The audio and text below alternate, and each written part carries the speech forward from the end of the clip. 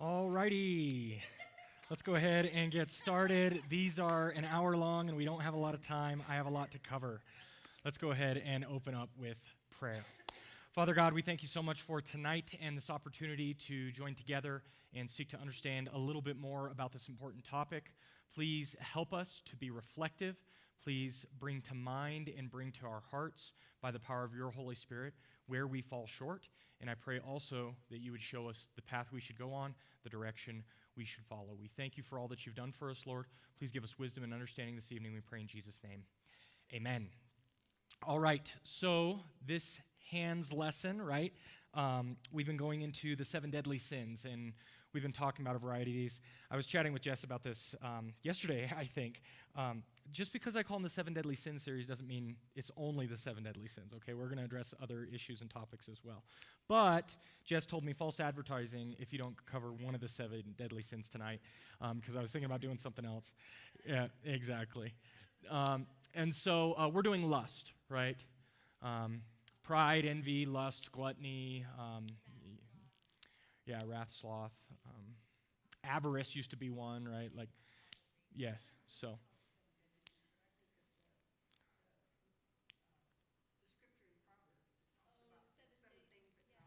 Yeah. No, they're a little different. These are a little more classical in terms of theology and ethics, right?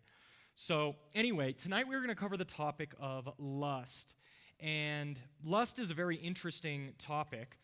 It is actually pretty similar to gluttony, which we covered a while back. In fact, in that gluttony study, we talked about some similarities and differences between gluttony and lust. Does anyone remember what primarily the difference or similarities were between gluttony and lust that we talked about? If you don't, I understand. It's been months. So, going for it. I think we talked about with gluttony that it's a sin of excess. You're just trying to have more. You never want enough. And so it can present as food or as whatever. Yes. And lust can kind of almost fall into that category of you just desire something that you shouldn't have, or maybe you desire more of something.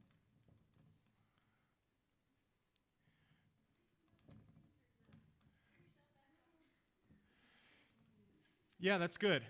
Now, that's one thing we noticed when we were talking about gluttony. You can be a glutton sexually. And it's not as though lust is simply a subset of gluttony in the sexual realm. There's something a little bit different going on between gluttony and lust. One of the things we said is that gluttony not only has excess, but it finds the pleasure in the consumption itself, okay? The consumption itself or the pleasure itself is where the quote-unquote pleasure is at. That's where the drive is. So in gluttony, I want to experience the good feelings I feel when I eat a delicious piece of food or have a delicious dessert. But it's the pleasure of that actual act that I'm enjoying in gluttony.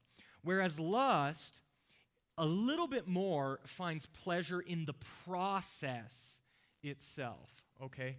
Pleasure in the process.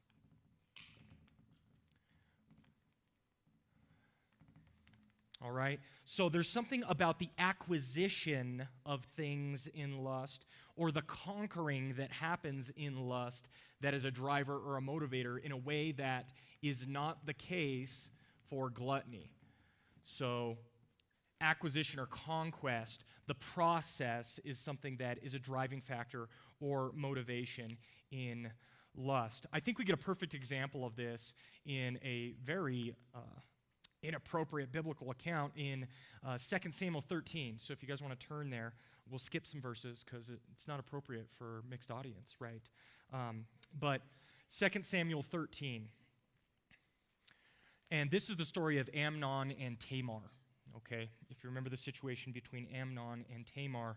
And I think Amnon here illustrates this pleasure in the process, this acquisition or conquest aspect, much more than the gluttony aspect. I think this is a good text to discern the difference between gluttony and lust.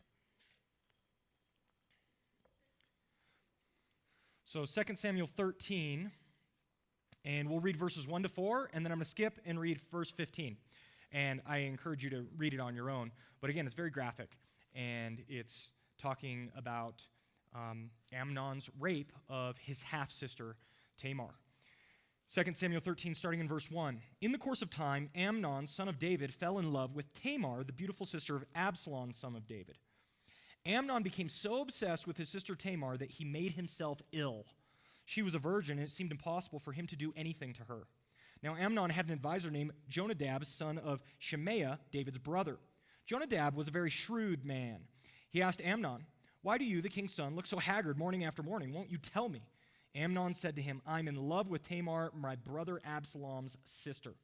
Now, I'm not going to read the rest, and you can read it offline, but they come up with a plan to trick Tamar into getting in an alone situation with Amnon, and it works, and then Amnon rapes her, right? And it's very graphic and explicit. I'm going to skip down to verse 15 at this point. Here's what's very interesting. He was so in love with her that he made himself sick. And yet, down in verse 15, here's what happens after his conquest, after his acquisition. Then Amnon hated her with intense hatred. In fact, he hated her more than he had loved her. Amnon said to her, "Get up and get out," right? What a fascinating shift, right?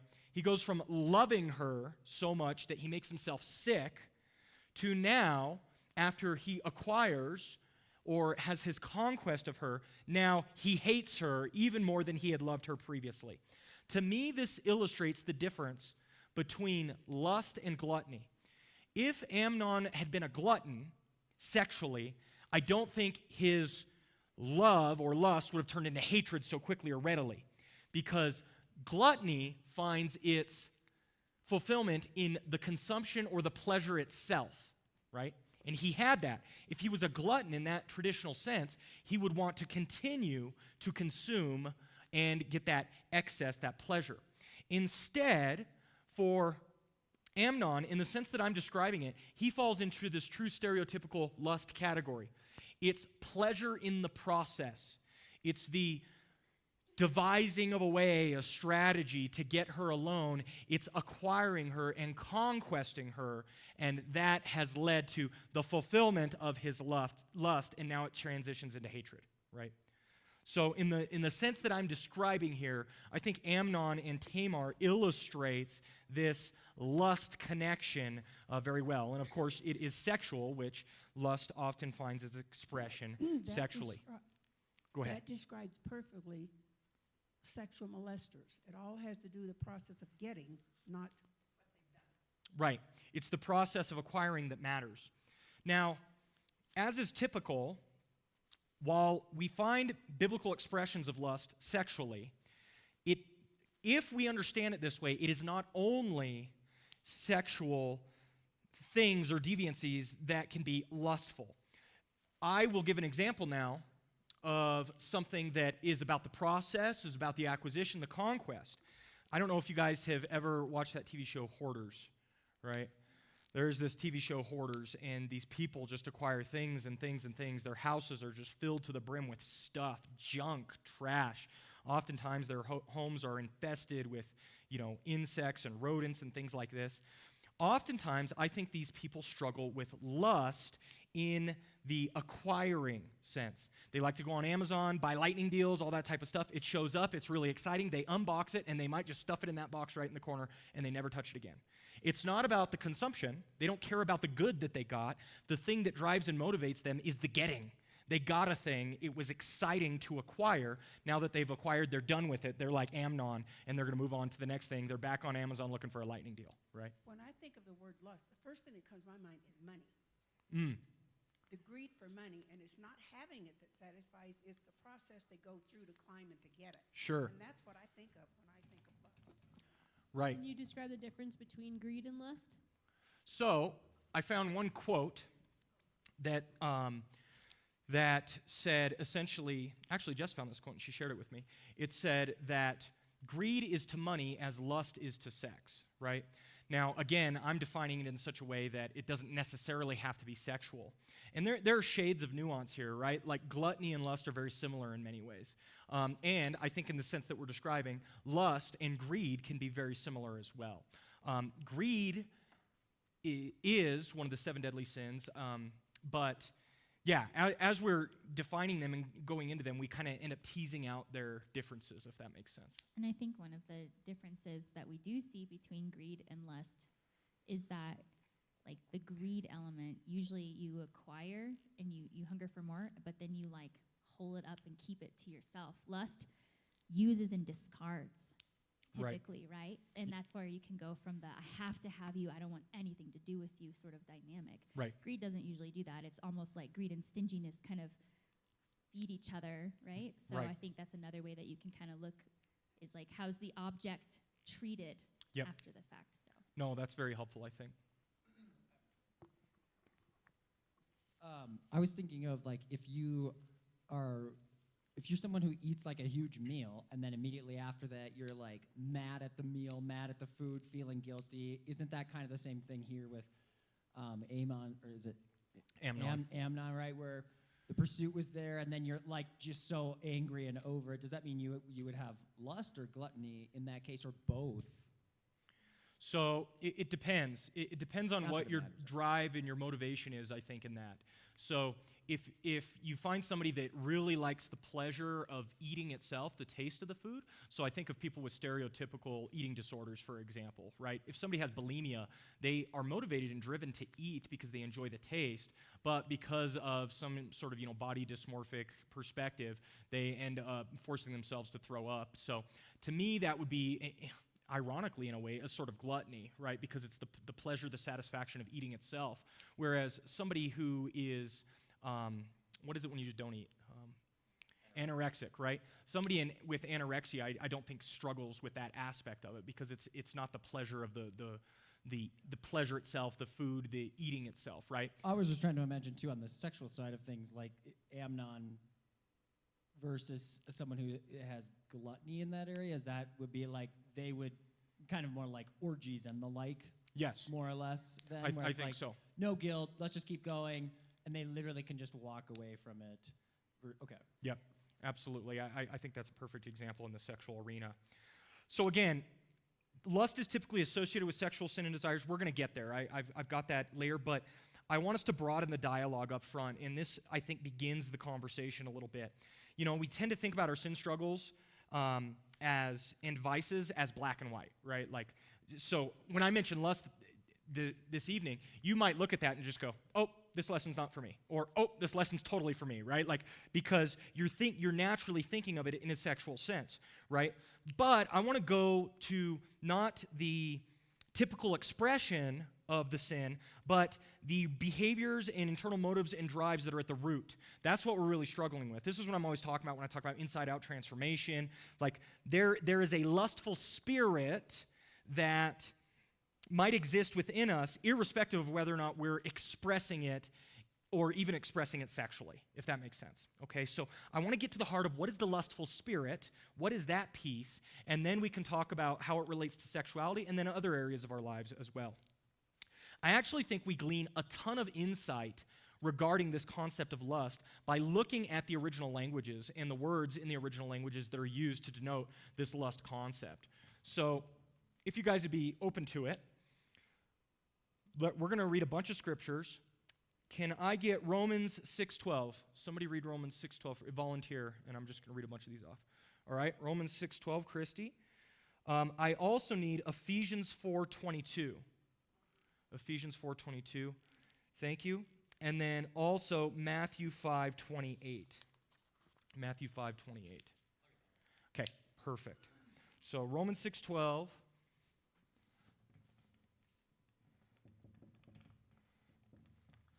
Ephesians 4:22.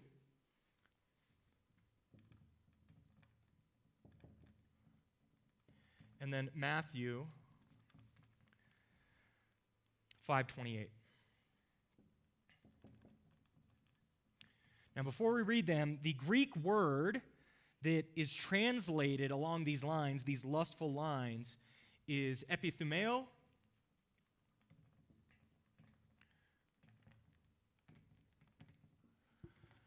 or epithumeo is the verbal form, epithumia, right?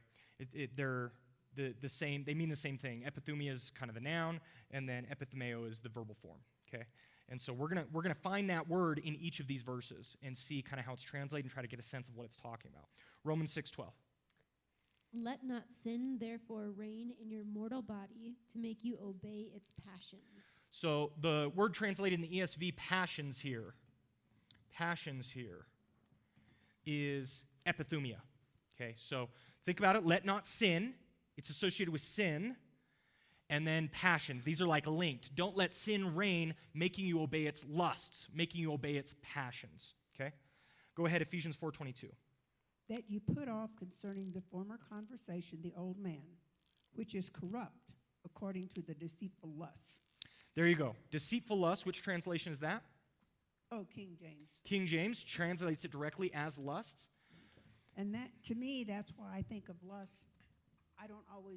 My mind doesn't always go to sexual. I think of so many things that you can lust after. Right. Absolutely. And so you can see there's a modifier put to this one. It's a deceitful lust, a deceitful desire, right? But it's the same thing, and you can see it's clearly associated with sin, right?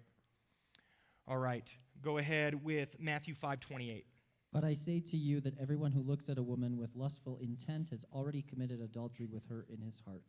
And this is probably the stereotypical text where we see lust in all of the Bible, really. Jesus here is comparing lust and adultery, and here translated in the ESV, lustful intent. This one is the verb, okay? So this is epithumeo as opposed to epithumia.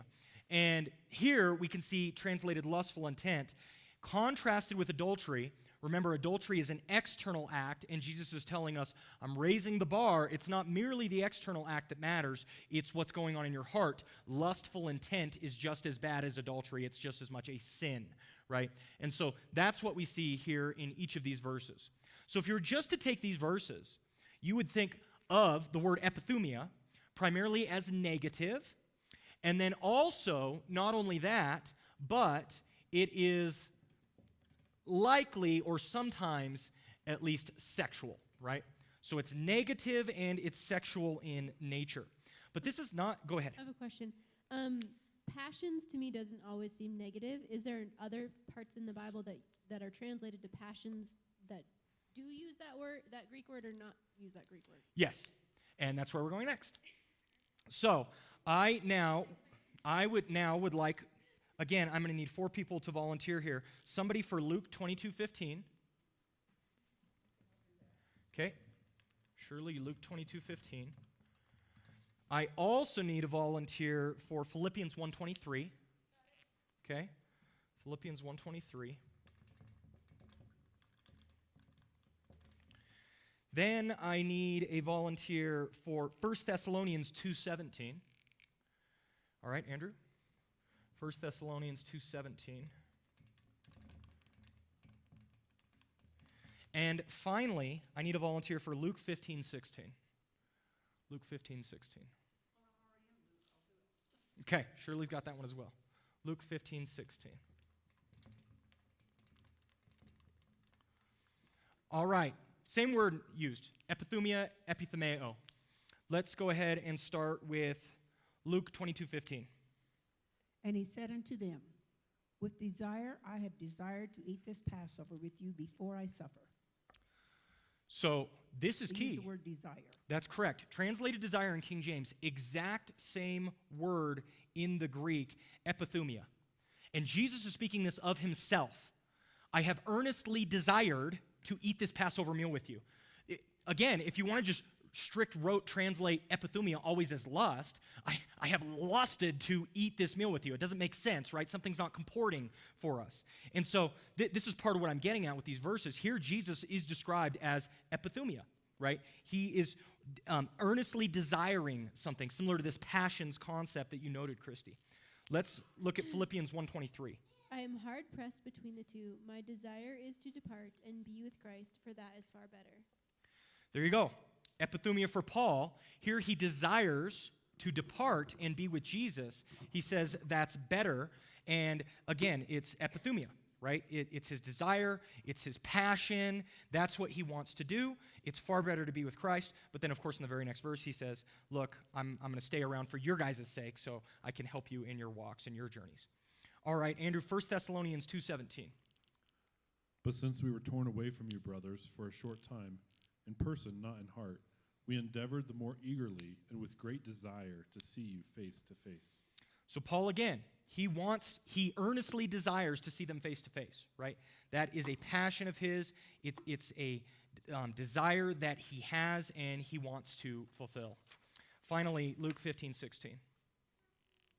And he would fain have filled his belly with husks that the swine did eat, and no man gave unto him. So this is the story of the prodigal son. And when he is in the pig pen and he longs to eat the pig food, right? The pods, the pigs, that longing, that desire is, and this one's the verb, epithemeo, right? That's what he does. He longs and desires to eat the food the pigs are eating. So when you look at this list, you begin to realize, like, it's not necessarily negative. Some of these are positive or neutral. And many of them have nothing to do with sexual sin, right? The fact of the matter is, in the sexual way that we conceive of as lust in English, there is not a Greek word to express it. When it's purely a sexual drive, desire, longing, there's not a Greek word for that. There's just the general word for longing and desire. We have to attach, based upon context, the sexual connotation and often the negative connotation that's associated with it. Again, Jesus says he's earnestly desired to eat this Passover with his disciples. The same kind of setup is true in Hebrew, not only in Greek. So I talked about epithemeo and epithumia. Well, in Hebrew, you have two words that are often translated this way. Agabah. This is often translated covet, right? So in Exodus chapter 20, in the Ten Commandments, it explicitly says not to agabah your neighbor's wife, right? Okay, that has sexual connotations, it's negative, etc. And there's some discussions about that, but it doesn't only mean like sexual lust or sin. And the other word that's used, and it's used very infrequently in the Old Testament, is hamam, right? Hamam. This actually means to like burn, if that makes sense. It's like fire, and it's only used a handful of times, I think only in the book of Ezekiel, right? And it's used, often translated in Ezekiel, in this kind of lustful capacity. And so here's my point. I've defined lust up front as not necessarily sexual, right? It's a riff on gluttony. It's similar but different from gluttony. And I think the actual biblical text bears that out, that it's not always sexual, it's not always negative, etc. And so our conclusion, and I think this is the first step we need to take in this study, our conclusion is that when we're talking about lust, we are talking about longings and desires. Period. Full stop. We are talking about longings and desires. So that's the realm we're in. We'll get to the sexual part in a moment, but I want you to stop with that there. What are your longings and desires? Think. Stop and think, right? What are your longings and desires? These are the things that, according to the biblical text and according to kind of what we've looked at here, these are the things you're, quote-unquote, lusting after. Your longings and desires. Do you wish that you could have the big house, the nice car, all the fancy things? There's an element of lust in there. That's what I want us to see. There's an element of lust in there. Now, if that's the case, I want to ask a question, and this goes similar to what we were talking about when the greed question came up. If there's an element of lust in wishing for the big house, the nice car, etc., how does lust relate to envy? What do you guys think? And that's the problem with all these. Like, as we define them, they begin to overlap, right? Gluttony is similar to lust, but different. Lust is similar to greed, but different. Lust and envy, how do they relate? They reveal a lack of contentment. Both of them? Yes. Okay. So this is ways in which they're similar.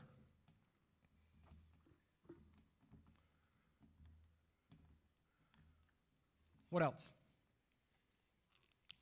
My thought is envy would lead to lust. Sure. But I could be wrong. No, they're certainly associated with each other. But if envy leads to lust, how do they differ? How are they not just synonyms?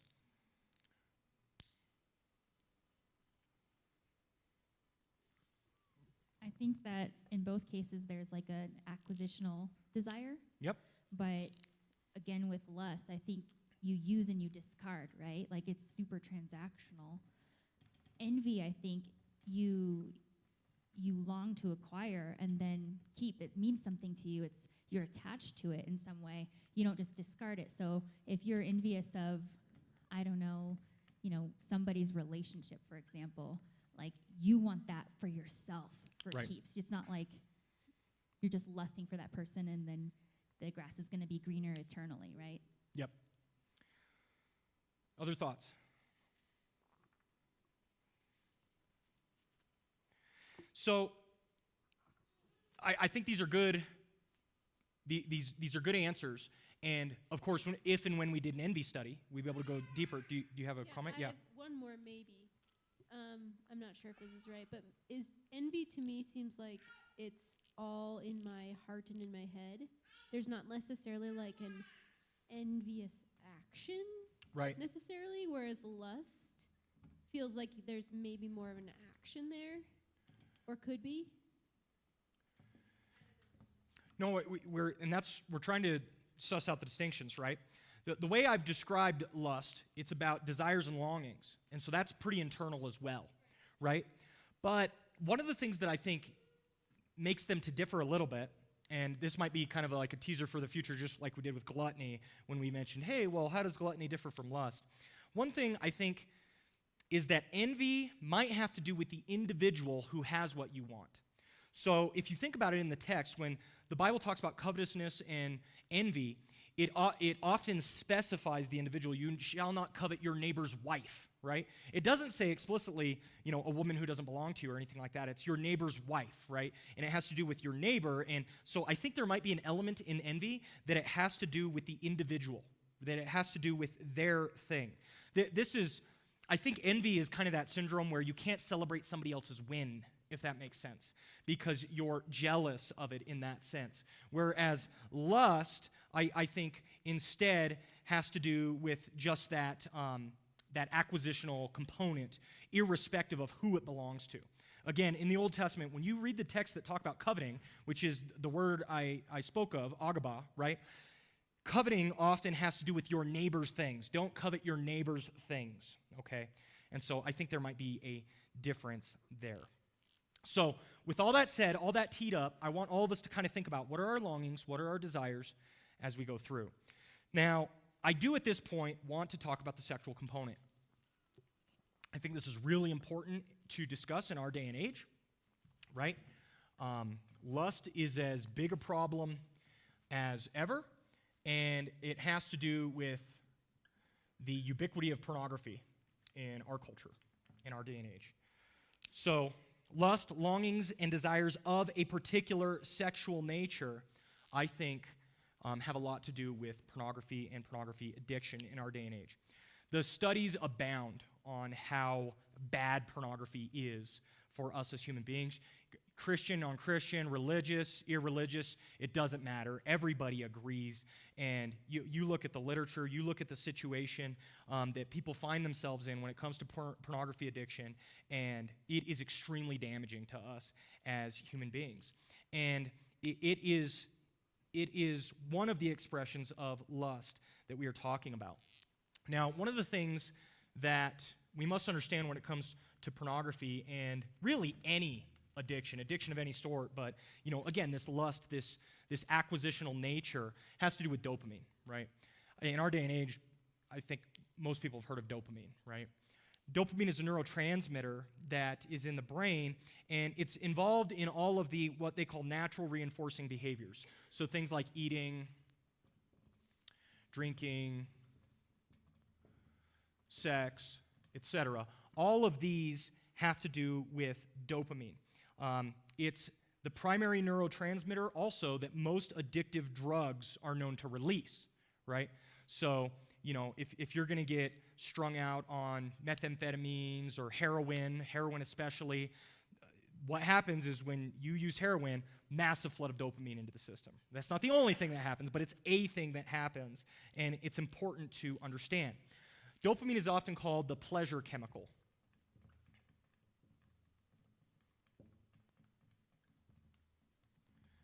Okay, it's the pleasure chemical. But this is a bit of a misnomer, all right? And I hope to get into this in a second. So dopamine works like if you're really hungry and you eat a good meal, that dopamine is released, right? Like you're satisfied. Like if you've ever gotten to the end of your Thanksgiving dinner, and not that you overate or anything like that, but just like, that was good, that was satisfying, right? That feels good. There's a sense in which dopamine is in play in there.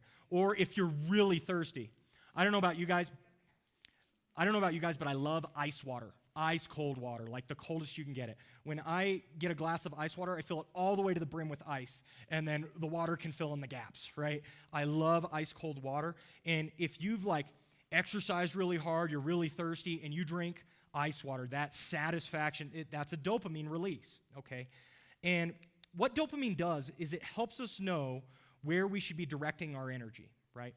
It helps us know where to direct our energy. But here's the key. Dopamine is not only or merely what gives you pleasure. They actually did a study, an experiment, and I think this is really valuable if you can understand the principle here. They do dopamine experiments on rats all the time. Okay, so I feel bad for rats, but they're the subjects of dopamine experiments constantly. And what they did is they had a lever with a rat in a cage, and he would press the lever, and it would drop food pellets. Right? And he would press the lever and drop food pellets, and he would eat them, and then when he was hungry again, he'd press the lever again, he'd get his food pellets, right? And that was a dopaminergic system. And the way they proved this out is then they took another set of rats, and they suppressed all their dopamine to where there was no dopamine release. Now, here's something that's interesting. You might think the rat just wouldn't push the lever. No, the rat does push the lever, okay? You put the rat in front of the lever, he'll push the lever, and he'll eat, okay? He is getting a certain amount of satisfaction and pleasure from eating. Here's the big difference between the two rats. If you move the first rat 20 centimeters away, barely anything away, and leave him there, after a little bit, he will walk over to the lever, push it, and get his food. If you leave the rat that has a suppressed dopaminergic system 20 centimeters away, he will not move one rat's length to get to the lever to press it and eat the food. Here's a key to understand, okay? You don't need dopamine to experience pleasure. Both rats can experience pleasure. Instead, you need dopamine to seek pleasure. It's not just the pleasure chemical, it's the seeking system chemical. That is what dopamine allows you to do. It allows you to seek out pleasure, and when suppressed, you won't seek it. You won't actively seek and look for the pleasure. Instead, the pleasure seeking is what dopamine allows us to do. And in this sense, you can see how, this is important for us. This is helpful for us. God designed us this way on purpose, right? So that we will seek out the satisfying meals, so that we will seek out the glass of ice water because it is satisfying. That dopamine causes us to seek it. Now, we'll get into the implications of this shortly, but I want to bring up something at this point. When it comes to lust, and again, I'm contending that the dopamine system has a lot to do with it.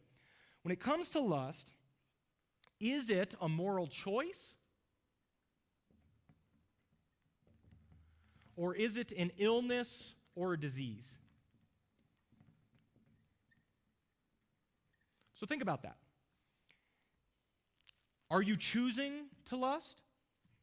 If somebody is addicted to pornography, is that a moral choice that they're making? Do they have an illness or a disease? It's called pornography addiction, after all. What do you guys think?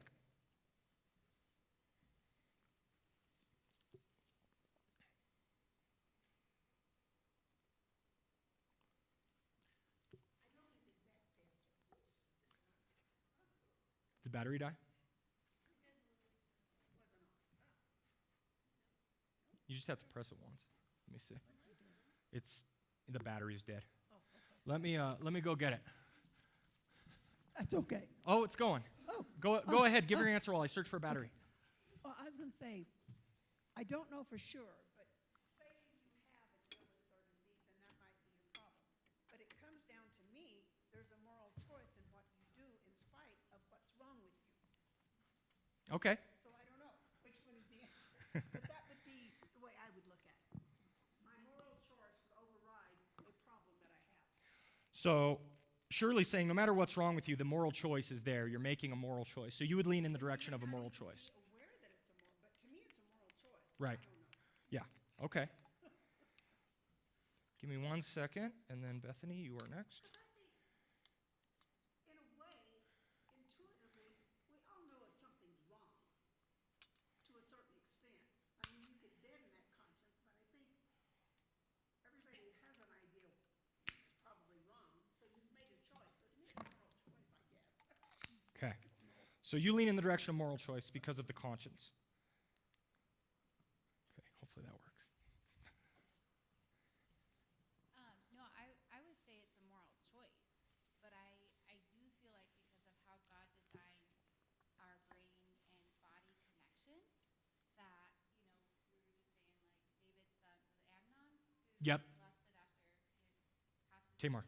Yep. Like, to the point where he wasn't eating. He was physically ill because of the lust he had for her. And I think that there are studies that show too, whether it's pornography or different things, like it starts with a choice, and then when that's dwelt upon, I think it actually can affect a person to where it could seem like an illness and disease because it is so, ingrained in our bodies. I've heard studies too, even food, like people and the way that they process food and what they're thinking about that food, whether they think it's good for them or bad for them, like it literally almost chemically changes within their body to what they're thinking in their mind. And so just our minds are so powerful, and if that's where, lust, is consuming a person so much, then I think it can go from a moral choice to Okay. You just remind me of another dopamine rat study. They hooked up an electrode directly to a rat's dopaminergic system, that part of the brain, and he has food and water in his cage, and he has a lever that whenever he presses it, he gets a small stimulus in his. The rat stumbles across the lever, presses it once, and then he starts pressing the lever on intervals to the neglect of eating the food or drinking the water, right? To where there's a sense in which that rewiring that you're talking about, now he's just a dopamine machine, and that's all he's doing, right? Yeah, okay, good. Other thoughts? Okay, oh yeah, go ahead. I want to hold it to intention. No. Man after my own heart.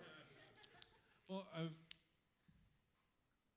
think a lot of times, obviously I would say it starts with moral choice, but I think it can become so overwhelming that you can just say, oh, just say no, and make the correct moral choice, and that's not actually, if you are at that point of addiction, where that's not actually going to be how you can fight it.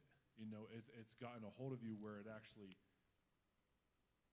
maybe isn't really, I know you said it's always a choice, but it's almost like you can't control. And so many times we look at it differently than like, okay, a drug addiction. Is that just a moral choice, or is that an illness, disease? And I almost feel sometimes we separate it as like, no, this, even though this is in your mind impacts your body so much and everything. I feel like it almost takes it out of your control in a way, and it starts tearing you apart like an illness, disease. Now, that's not saying it's something that's not your own fault. I just have this. No, it's self-perpetuating. You're bringing it on, but I do think it leads to that element.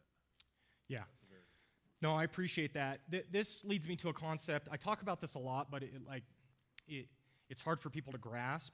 But it's the concept of reciprocal narrowing versus reciprocal broadening, right? And it is the pattern of addiction that we're talking about.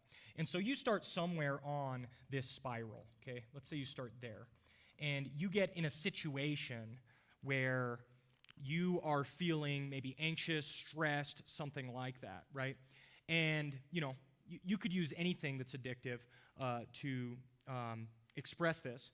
Pornography, somebody might be feeling anxious, stressed, bored. They might be in this situation, I feel uncomfortable, I don't like it. Let me turn to something familiar, pornography. Or for a lot of people, I'm in a social situation, let me turn to alcohol to try and help me through that situation. Well, oftentimes that behavior, it takes away your agency. It stops you from being able to act more in a moral choice manner. So alcohol is a perfect example. Like, you start to feel a little bit better. I feel good. I'm not feeling nearly as stressed or anxious, all that type of stuff. So what do? You do another drink, and you do another drink. And what you're doing is you're spiraling downward. You're narrowing your agency more and more and more and more. And you're also creating these neural pathways that you make it much easier to turn to those things in the future because you've already kind of driven those ruts into the ground, and so it's very easy for you to turn that way. And so I think this both and element is correct, that there is a moral choice element to it. There has to be. The Bible consistently talks about these behaviors as things we need to stop, we need to quit, etc. There's an assumption that we have a moral choice at play. But to your point, Andrew, is we might make it even harder for ourselves. We might make it worse for ourselves such that we have wired our bodies or our minds in a way that it expresses itself like an illness or a disease, right? And so you may be way down here on your reciprocal narrowing category. If you think of an addict, at the very bottom you've got the stereotypical addict. All they can think about is their next fix. That's it. It's just, how can I get my drug? How can I get my drug? How can I get my drug? And that's all they're thinking about. They have taken all agency away from themselves, and they've narrowed down to a pinpoint, and they can only think about one thing, right? And all of us can have a tendency to go up or down this spiral in terms of reciprocal broadening, going upward. This increases your agency, gives you more options as a human being, whereas reciprocal narrowing downward takes away your options as a human being, takes away your agency. You are more of a slave to your addiction, your dopamine, right? So the question was, what does going up look like? What does reciprocal broadening look like? Reciprocal broadening looks like expanding your options, your agency, etc. So let me go back to I'll go to the stereotypical example I gave of somebody's at a party, they have some social anxiety, they're feeling uncomfortable, they choose to take a drink, right? A reciprocal broadening in that category would be they face their fears and they approach somebody and have a discussion with them, and then they learn to not be so fearful because they have faced the fear itself. They have now expanded themselves as a human being, and they are broader. They now have more options available to them in the future when they get in a similar situation rather than less options available to them, right? And so this is a pattern of maturity and growth as a human being, right? I know, for example, public speaking, right? When I first started, you might not think so now because I won't shut up, right? But when I first started, I was nervous to speak publicly. It's not something that I was really motivated by, felt good about, anything like that. But as I faced my fears time and time and time again, thousands of times in my life, I now feel very comfortable speaking in front of a crowd. And I actually notice when somebody else doesn't because, oh man, that was me years and years and years ago, right? So that's what reciprocal broadening looks like. Yeah. About things. Yeah. And when you think of like alcoholism, drugs, this kind of thing, yes. What gets me is they say, well, you become an alcoholic because your DNA or you're prone to. And my come back and say, if you hadn't taken the first drink, you wouldn't have been an alcoholic. See, that's the way I look at it. Well, and here's where I if would you'd go. have made the right choice to begin with, you wouldn't have that problem. Well, and here's where I'm going to go with this. I'm so glad you brought this up because it is super relevant to the moral choice and illness type / disease type of thing. Certain people can have different inclinations, different weaknesses, and inner battles that others don't. I think alcoholism is a perfect example. Some people can take a drink and be like, not for me, never again. And then some people can take the first drink and they're hooked for life and they can never get off it, right? Well, there is an element of genetics that is at play there. There's a reason that stuff runs in families. But here's where I would go along with you is God knows your situation. God knows your genetics. God knows how hard it is for you, how difficult it is for you. And this is the road or the path he's laid out for you, right? So a lot of people can get into the victim mentality when it comes to this stuff. And they'll say to themselves, I'm a hopeless addict. My grandfather was an alcoholic. My father was an alcoholic. I have to be an alcoholic. And the answer is no. God may know that it's going to be harder for you than most to kick alcoholism, but you still can do it, right? You still can do it, and God will give us the power. And in conquering that, you are breaking a massive family sin that has plagued your family for generations. You've broken that cycle, right? And so you've caused a huge triumph for your family line, right? Like, yes, it was harder for you, but the reward was all the greater, right? Because it was hard for you. There's not much virtue in somebody who's not prone to alcoholism at all saying, I'm not an alcoholic. Well, come on, it's not even a struggle for you. It wasn't even hard, right? Like there's not much virtue in that. Now, show me the thing that's really hard for you, and how did you conquer that through Christ? That's what I want to see, right? I mean, I don't know if I would have a problem or not, but because of the family that I was raised in, my choice was, I'm not taking a chance. Right. You were very careful about it because you knew of your genetics and the history. Good. Now, I know it looks like we've gotten off on a tangent, but I promise these dopamine cycles, these patterns of addictions, they all feed into the lust concept that we're talking about. They all absolutely feed into the lust concept. Now, at this point, I do want to talk about, I got this idea from Keith Drury in his book, Spiritual Disciplines for Ordinary People, okay? And he does talk about something that I think is really important. What is the difference between lust and temptation? What is the difference between lust and temptation? I think temptation is you're presented with an opportunity, and lust is, and then you fantasize about it, like you play with the idea, you know, and that's why lust can also have the restraint of, well, I didn't act on it. But Jesus still says, if you did it in your heart, that still means something. And if you're willing to toy with the idea of sin, if you're willing to fantasize about it, you have taken the opportunity to indulge in some way. And so I think that might be one option. I think you crushed it. That's fantastic. Go ahead. Yeah, I was just going to say it makes me think of Joseph and Potiphar's wife, right? He didn't do anything to be tempted. That was just an opportunity presented to him, and he didn't lust. He just shut down the temptation. Yes. Sometimes you can't avoid the temptation that's just runs right at you. Yes. No, I think that's very helpful. Keith Drury puts it this way. I think it's nice and succinct. Lust is not temptation. It is surrendering to temptation. And you can surrender to temptation in your mind, right? And that's to Jess's point, right? Again, lust has to do with our longings and our desires.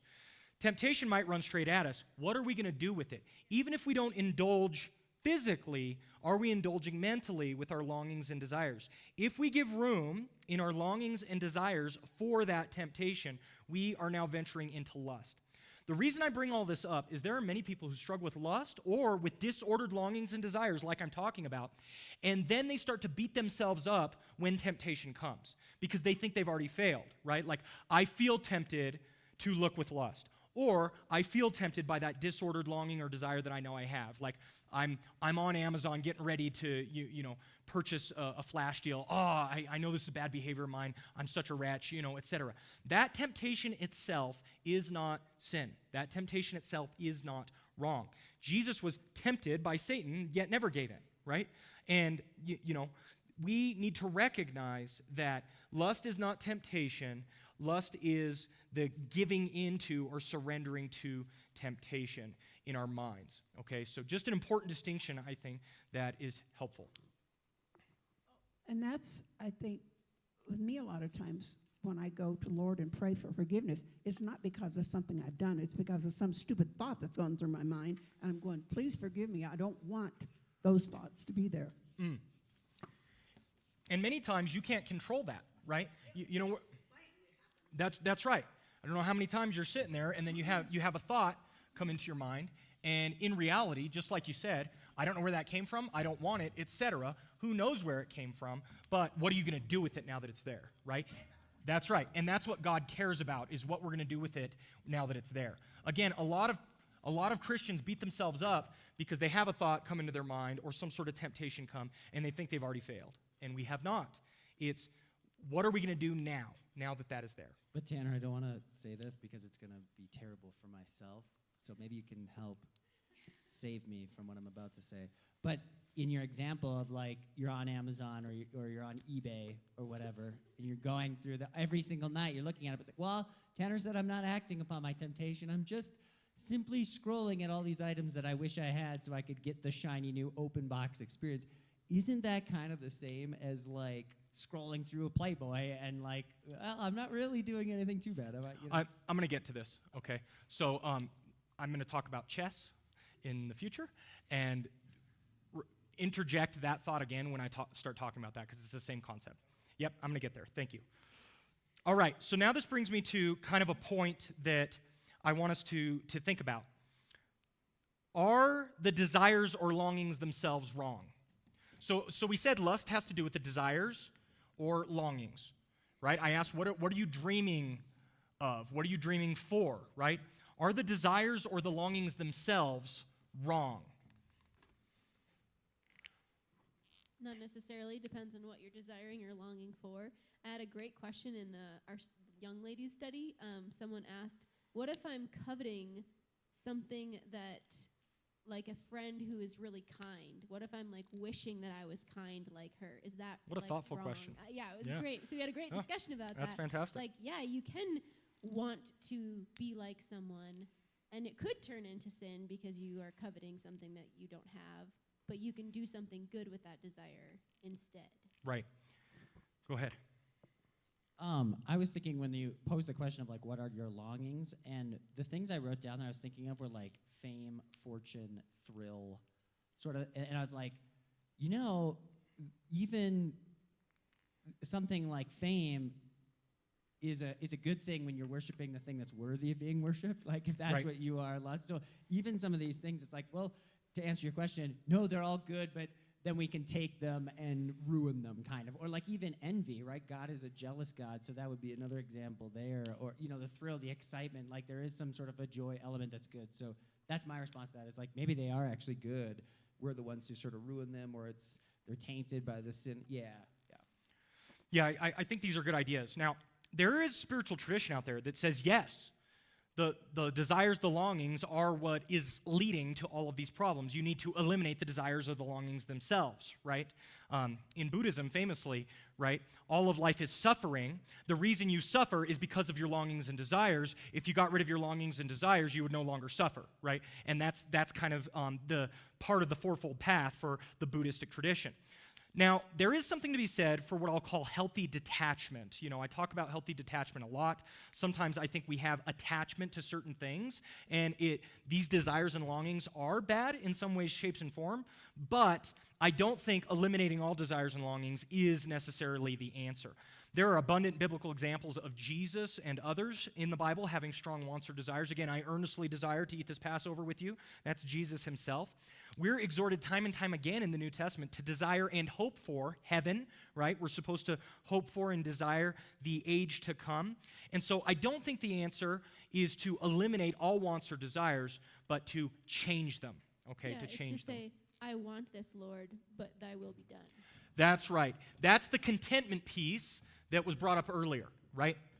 The contentment piece that we brought up earlier, Paul says, I have learned in all ways to be content.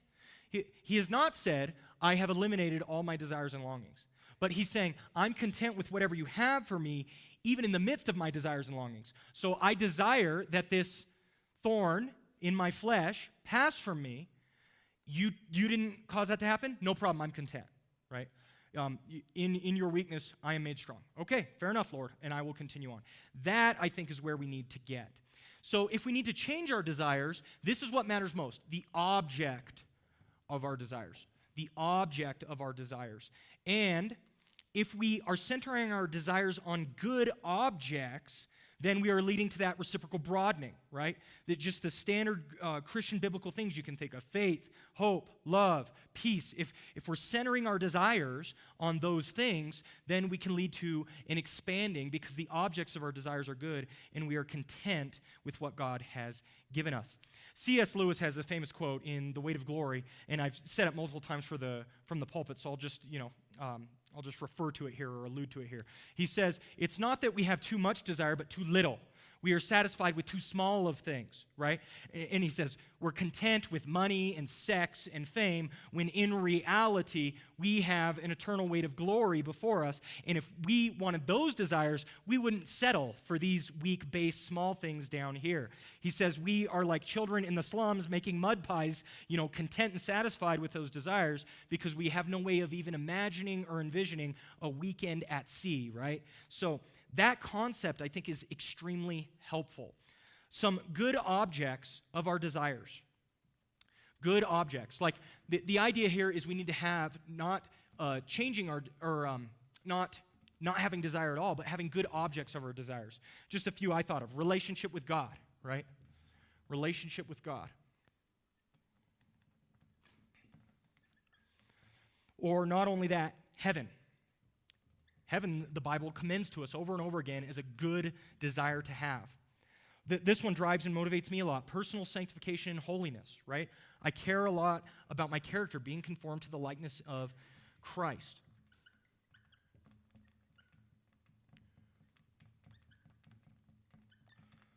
Or the salvation of others, right? We want to see others saved. And so, salvation of others. These are all good objects of our drives, our desires, and our longings. If we're longing for these things, I think the Bible tells us we're essentially in a good place. Now, how much time do we have? Are we over? We're over. Okay. I'm going to skip a section, and I want to get to the practical question then. How can we change our wants or our desires, right? Because if we're saying we need to change our wants or desires, how can we do that? I've got a few recommendations.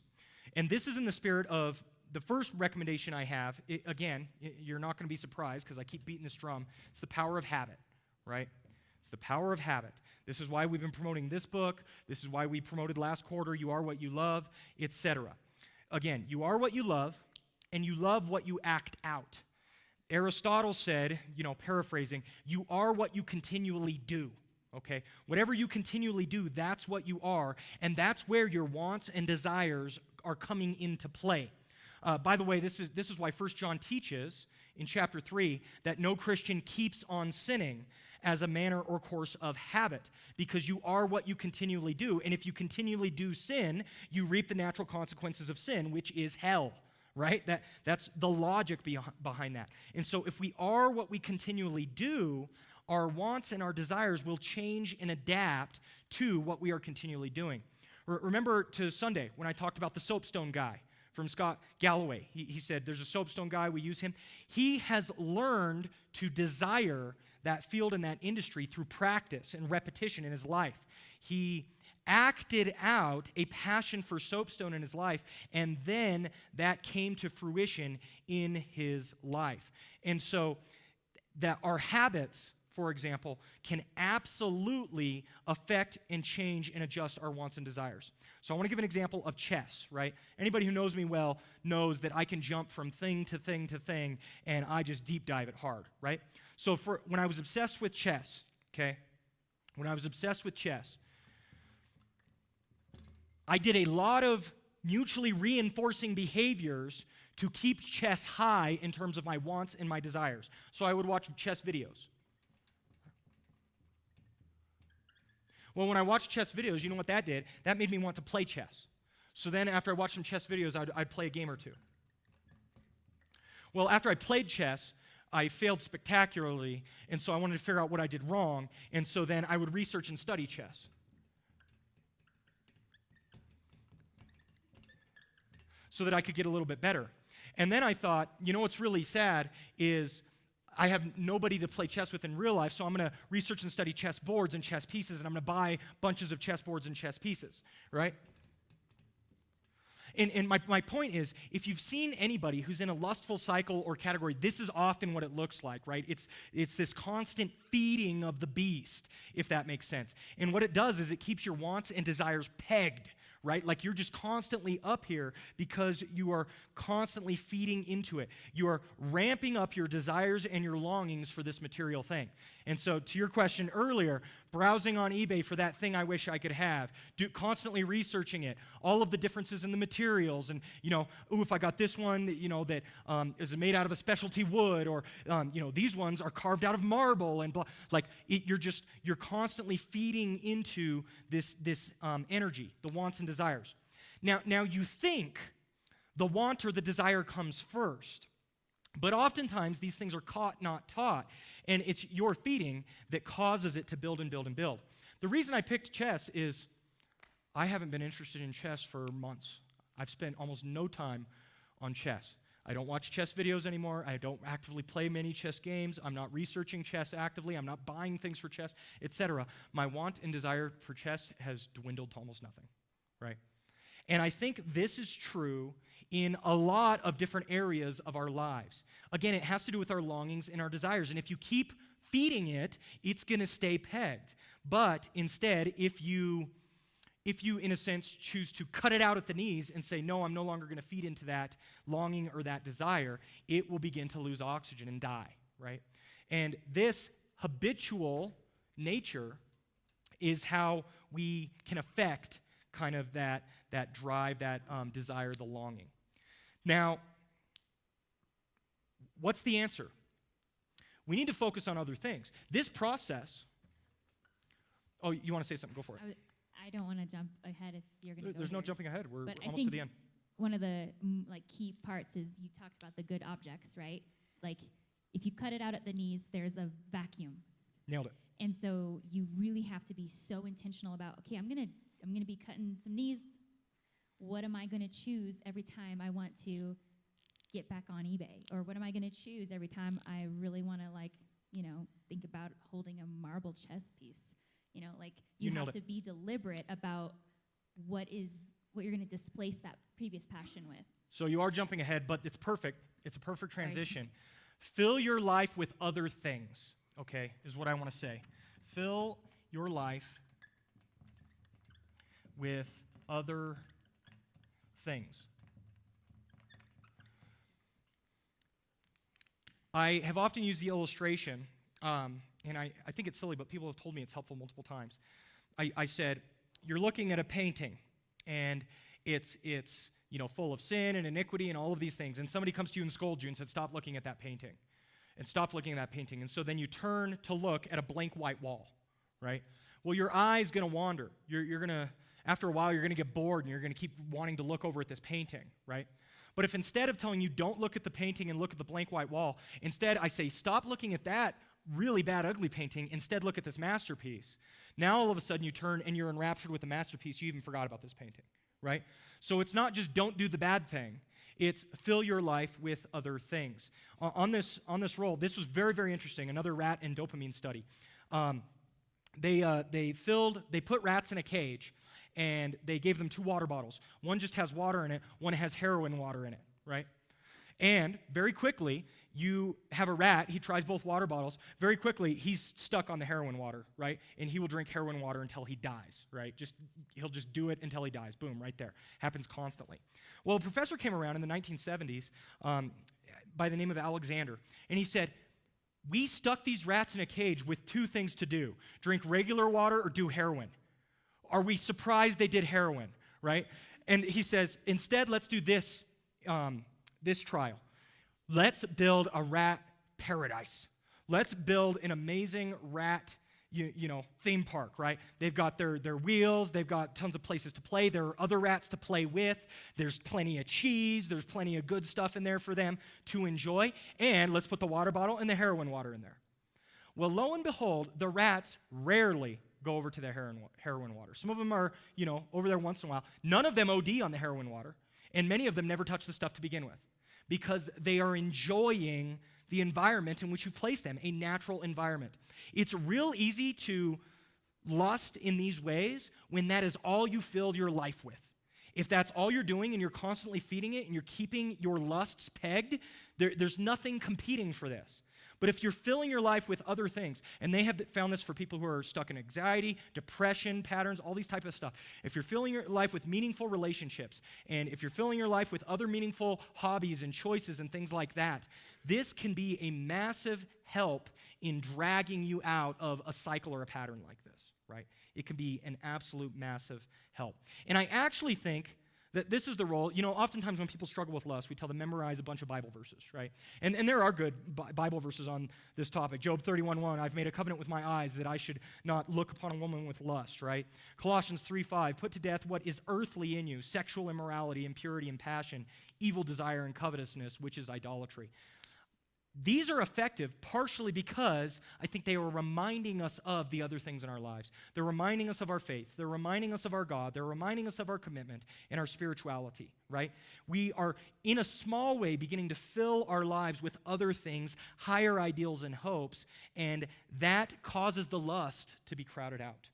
I'm not only focused on this, I'm not only pegged on this, and I'm now finding value and blessing in my life in other things, right? So, thank you. That was my riff on your point. Go ahead. Yeah, I was going to say the chess thing, I think it's important for us also to recognize, like, what is the actual thing we're lusting after? Because you mentioned how, okay, I was crazy, I was in that cycle, then I just gave it up, whatever. But you've also said, like, you've done that with many, many things, right? Yes. And so then do you sit back and go, is the thing what matters? Or is the lust actually a lust for, like, proving to myself that I can be obsessed about something, conquer it, move on to the next thing, obsess about it, conquer it, right? Like, is that actually the root? Because I think even, I don't know, I can relate to you a little bit there where I've kind of bounced to some of these different things, and then it's like in my maturity, I feel like as I get older, I start to realize, oh, the thing I was really holding on to sinfully was this. It really was, I want some agency over my identity. Okay, I need a thing. What's my thing? You know what? I love basketball. And then you're like, oh, I guess it's not really about basketball. It's just about being obsessed about something. It's like having that thing that you can kind of hold on to. So I don't know if you've kind of have something that you can enlighten there where as you've kind of gone through these things, recognizing what's the actual lust and how do I overcome that versus, well, I gave up chess. See, I've got control, kind of a thing. Yeah, I think the key has to do with everything I've built up into this point, and it's, again, that dopamine as the seeking system. I think this can be a powerful pattern if it's rightly directed, right? Like, this same thing that has caused me to slip and stumble so many times in my life is also my secret superpower, right? Like, I don't have tests or measurements, but I would assume my dopamine is off the charts. And if I can get it rightly ordered and directed, I can outwork anyone in that category just because I can get obsessed about that sort of thing. I'm at my best when I'm obsessed about the good ideals that God has placed in front of me, studying God and His Word, my family and all of those types of things. So this, to me, can be a secret superpower. People, I would venture to bet, I don't know this for sure, but based on the limited studies I've done or read, I would bet those who easily fall into this trap have really high dopamine levels, and that neurotransmitter, they're very, receptive to it, right? Interestingly, if you, in Alzheimer's, you can drop to the point where you have basically no dopamine, and you know what it leads to? It actually leads to immobility. You can't move at all, right? You talk about a seeking system, right? Like, it even causes you to move. That's part of why you move that rat 27 meters away. He won't even go over there to get his food, right? He has no dopamine.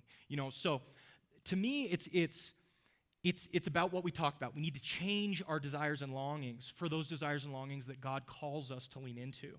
And when I'm leaning into those things, I can do the same pattern, but it's in something that is godly, glorifying to Him. It's fulfilling His will for my life, right? And it leads to that reciprocal broadening, right? Where I am now, I think, a more dynamic and Christ-like individual, period, if I'm leaning into the best that this has to offer, if that makes sense. Good question. All right, we're over time. Final concepts, questions, etc. I saw you raise your hand. You're giving up? I was going to say, if you're only 50% of the way through, I mean, it's a small group. We could just go vote. Let's just come back and talk about other stuff. I only skipped a couple things, so I'm certainly more than 50% of the way through. But I do want to respect the child care. No, I didn't mean now. I meant. Oh, I see. A part two. Jess has suggested a part two in the past. So. And partly because I think with a lot of these vice virtue things, like lust has so many elements and angles to it that we could continue to explore.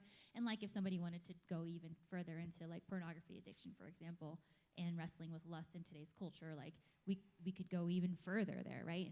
And try to look at more stuff. But I was just thinking about underneath your pattern. Yep.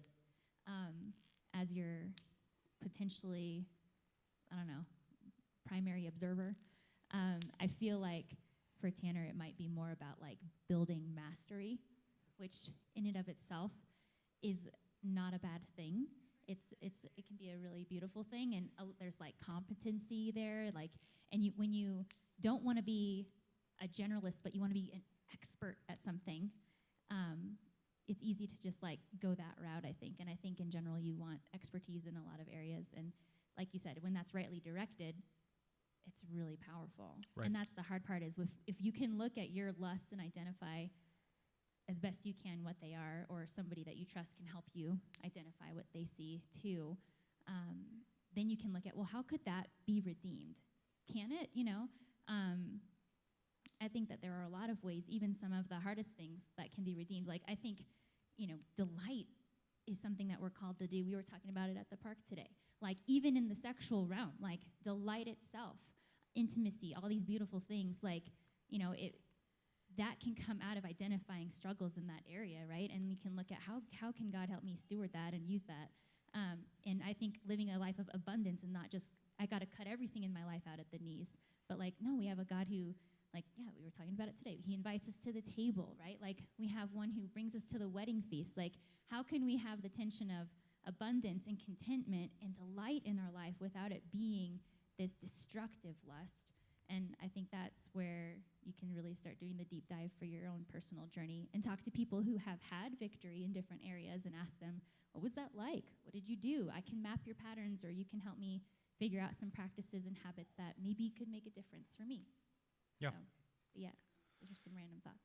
No, I think that's valuable. I want to finish with a story that is both humorous and I think insightful on this regard. And this, again, demonstrates the internal nature of what we're talking about. It's not about the external behaviors. It's about the internal nature. This comes from Steve Deniff. He says this: "One day, two monks were standing next to a rambling brook when a beautiful woman came to the river's edge and asked if one of them would carry her over the river in his arms. One monk only turned his eyes to look away, while the other swooped down, picked her up, and carried her across the river. Once on dry ground, he set the woman down, and the two monks went on their way. For the next mile or so, it was quiet. Neither monk said a word until the one who had looked away let his frustrations go. 'I am ashamed of you, brother. You have broken your vow. You have not only looked upon a woman, you have touched her as well.' 'Are you still carrying her?' said the other. 'I put her down a mile back on the other side of the river.'" In this story, you can see the individual who carried the woman, who took the behavior externally. He, with his desires and longings, has left that behind. But the other monk, the one who externally looks really good, I followed the rules in my vow, I didn't even look, right? He is obsessing in his mind over and over and over that woman, even a mile long, right? And I think it speaks beautifully to what we're talking about here. When you're dealing with lust, you're dealing with the internal desires and longings. And these are the things that are going to trip us up. The external actions or behaviors are merely a symptom of the internal heart problem, right? All right, let me go ahead and pray. Father God, we thank you so much for this time we could gather together and talk about this important issue. I pray that you would help each and every one of us to have some self-reflection and understand where we struggle, where we can improve, where we can grow. And I pray that you would help each and every one of us to conform to the image of Jesus Christ in our lives. We thank you for the grace and mercy you have shown to us, Lord, and we ask that you would help us to have desires and longings that are in line with you, with your word, with your mission and goal for our lives, Lord God. And I pray that you would help us to be ever more sensitive to the Holy Spirit that you have given to us so that we might hear what you have to say. We thank you for all of your grace and mercy. We pray these things in Jesus' name. Amen. You're dismissed. Thank you.